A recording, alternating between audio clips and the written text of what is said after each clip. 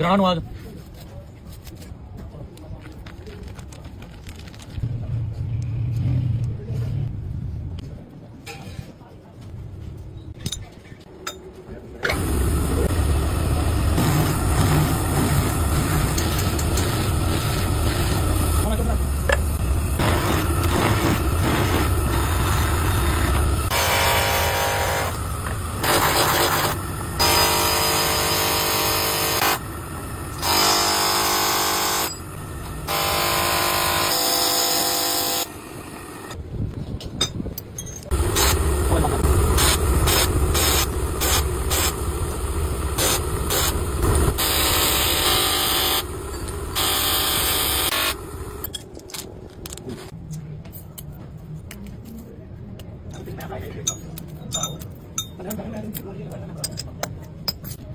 ਇੱਕ ਮਿੰਟ ਘੁਮਾ ਕੇ ਨਾ ਇੰਜ ਕਰ ਦੇਣਾ ਇਹਨੂੰ ਨਾ ਤੁਸੀਂ ਕਾਟ ਕੇ ਨਾ ਹੱਥ 'ਚ ਫੜ ਕੇ ਨਾ ਤੇ ਮੈਂ ਕਹਿੰਦਾ ਉਮਰ ਗਿਆ ਜੀ